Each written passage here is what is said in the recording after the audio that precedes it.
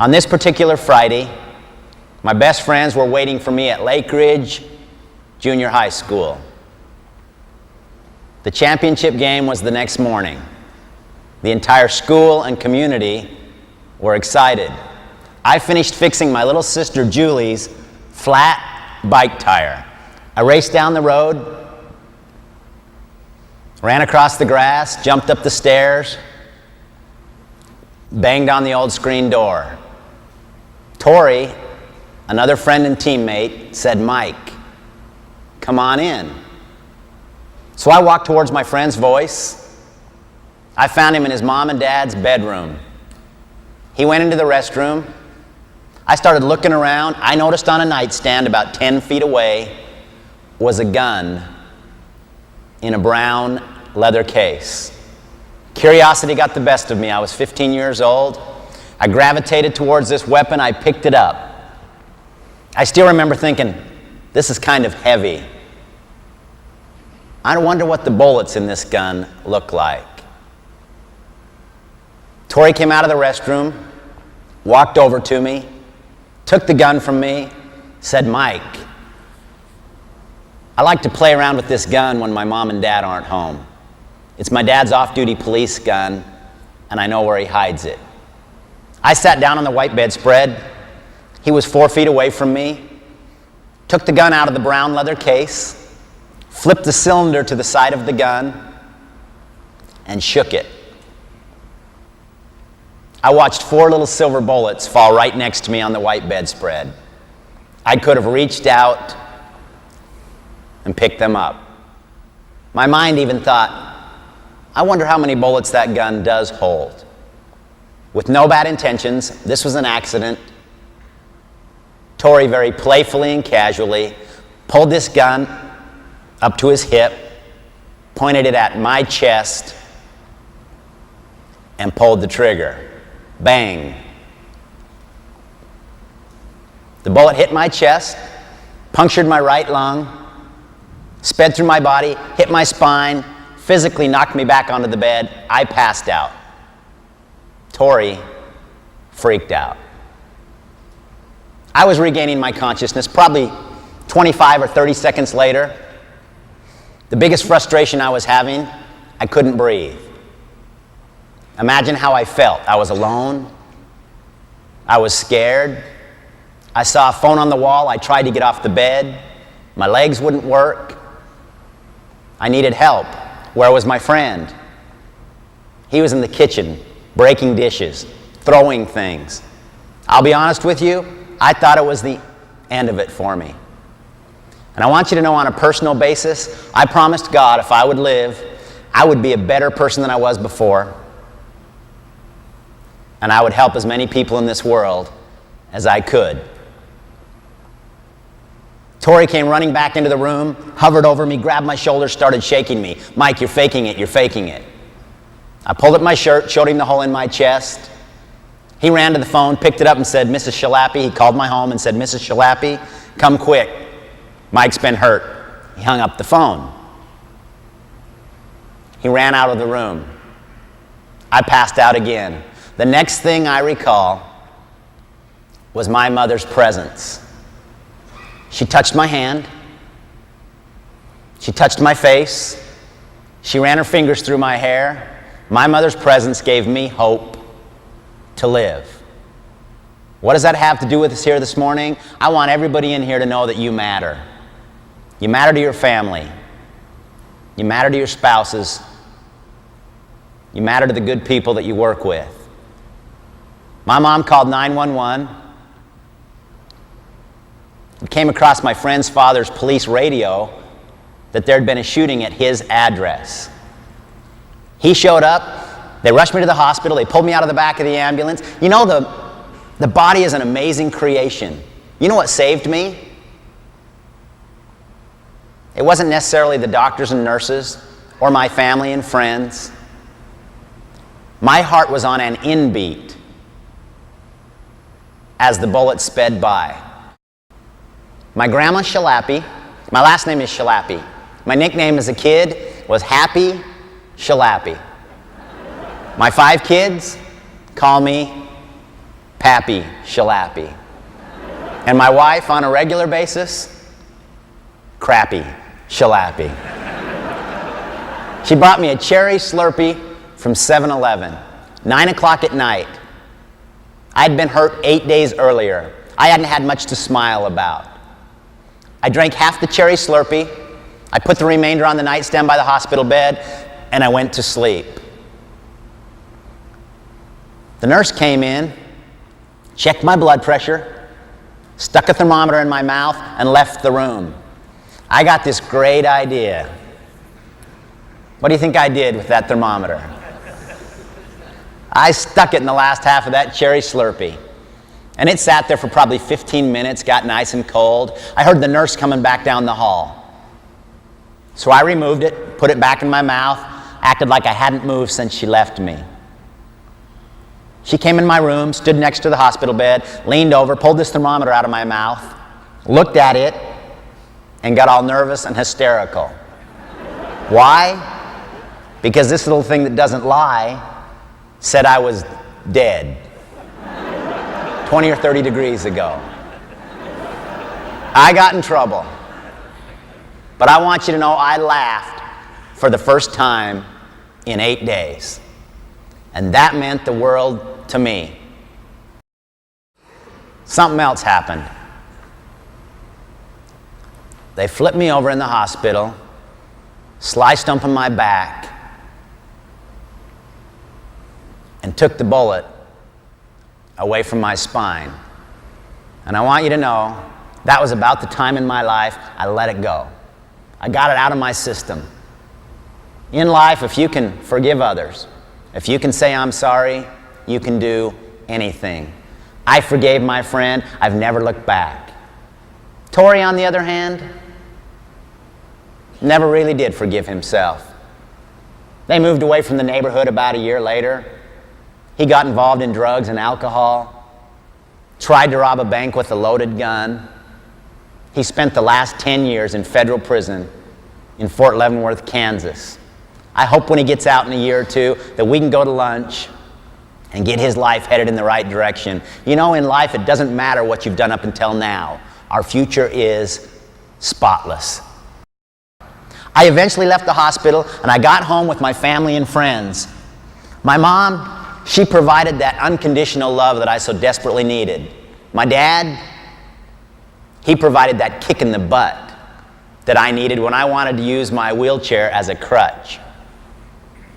My sister, my 11-year-old sister Julie, literally became my own private nurse.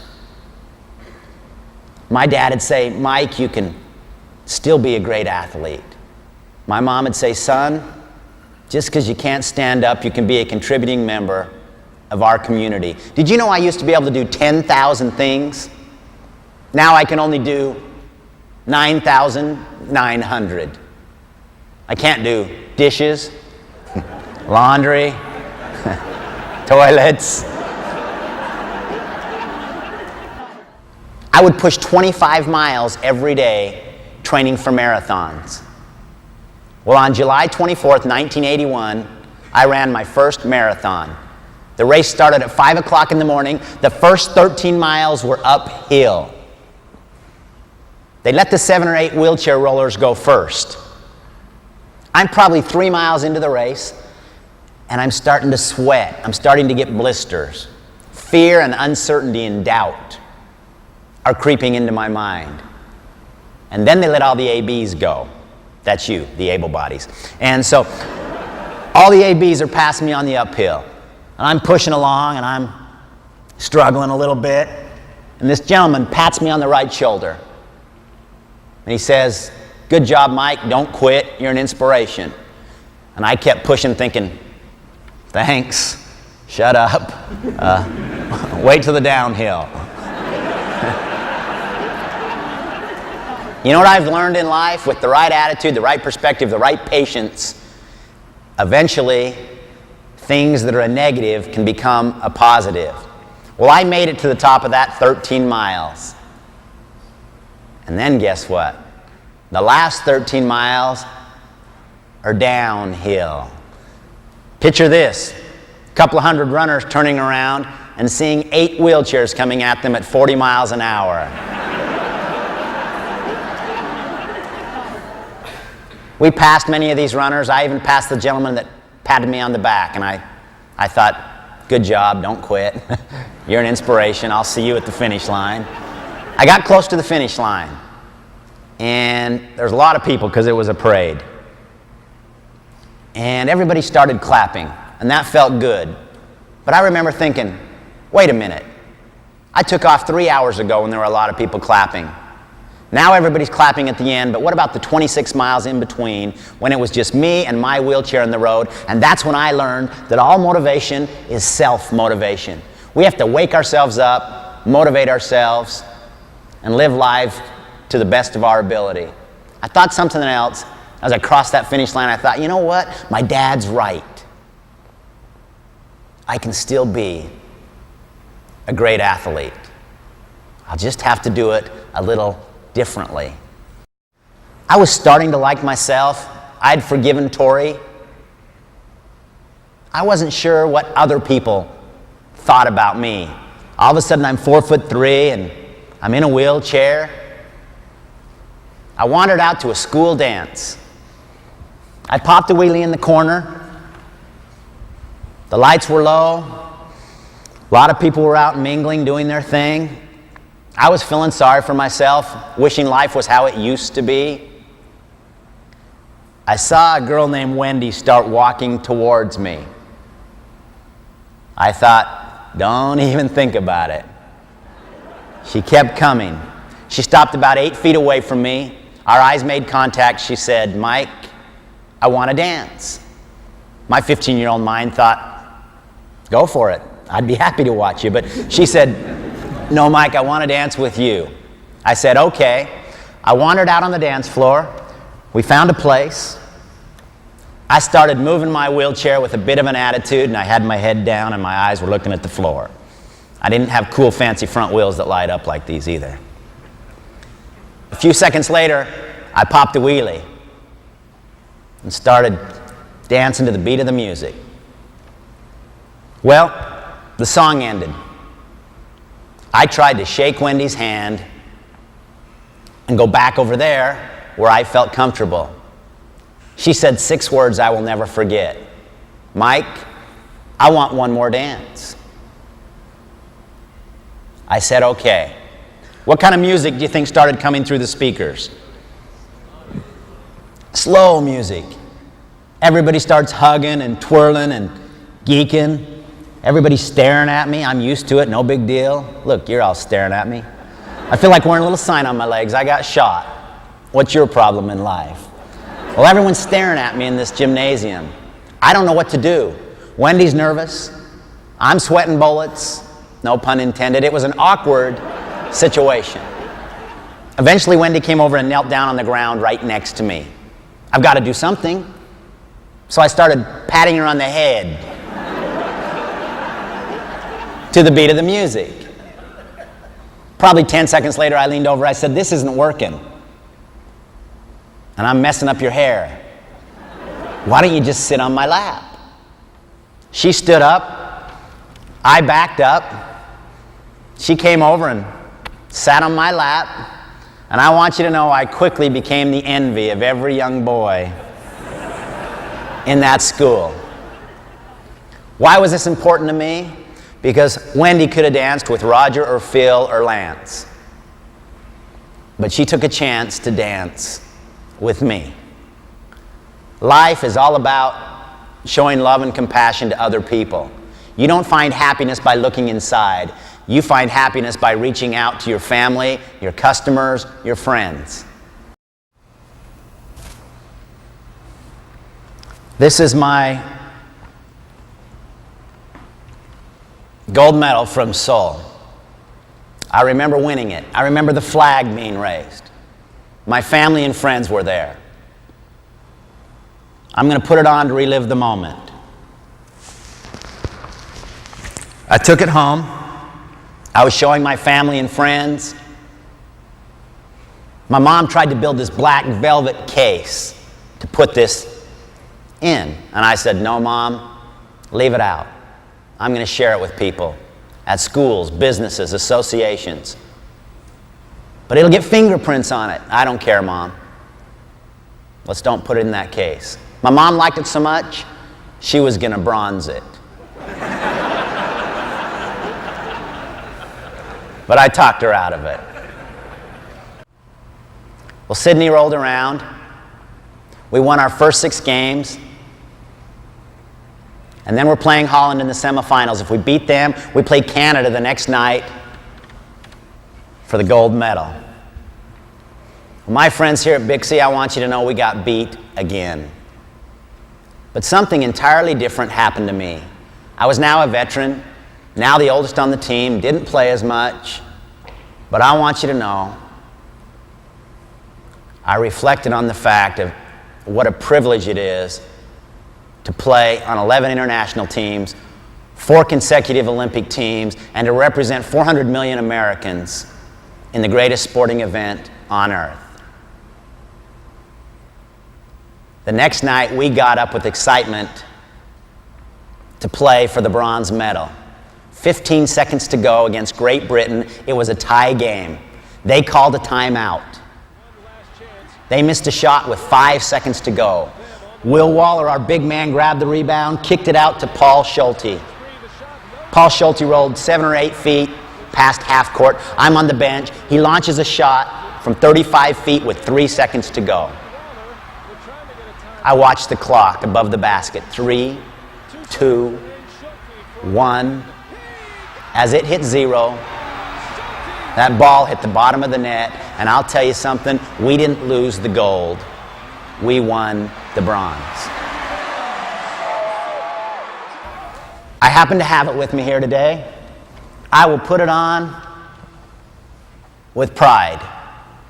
I will tell you it's better to go for a gold and win a bronze than not go at all. In life,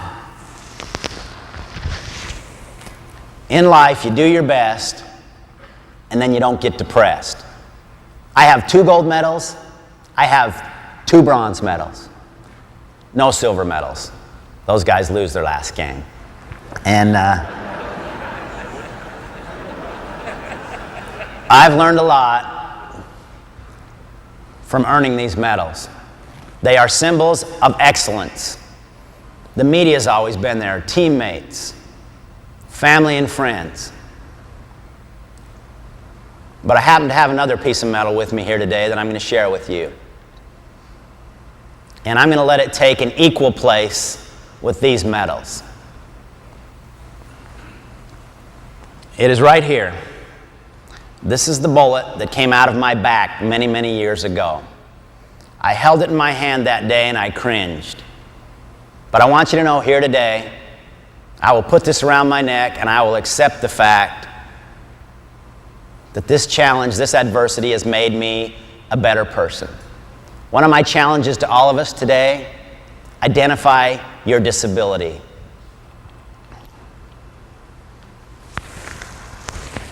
We all have bullets in life.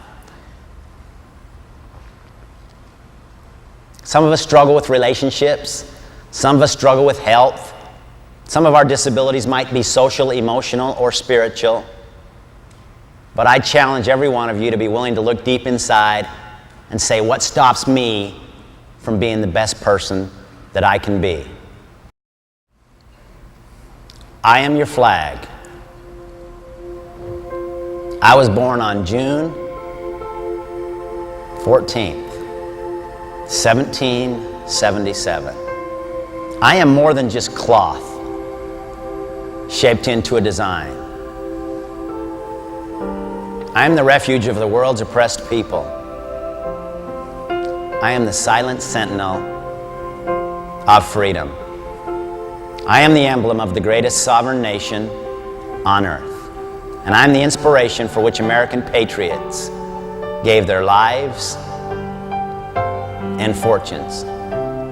I have led your sons into battle, from Valley Forge to the steaming, treacherous jungles of Vietnam, into Afghanistan and Iraq. I've walked in silence with each of your honored dead to their final resting place beneath silent white crosses, row upon row. I've had many people say to me, Mike, if you could go back to that day, would you change it? My first thought is, of course. But if you'd been where I'd been, if you knew what I knew, if you'd seen what I'd seen, if you'd felt what I felt, I thank God for pain. Because only when you feel pain do you change. And only when you change do you grow. And only when we grow do we begin to understand the beauty that lies within each of us. God gave me the gift of life 25 years ago when I asked for it. I promised Him I'd help as many people in this world as I could. My gift I'd like to leave to you this morning is very simple. Just a reminder to all of us that in life, whether or not you can or you can't stand up, you can always stand out. Thank you very much. It's been my privilege being here with you. Thank you. Thank you.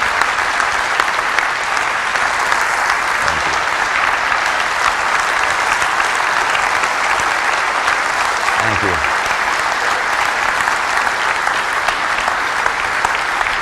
Thanks, Mike. That was great. Thank you, Brian.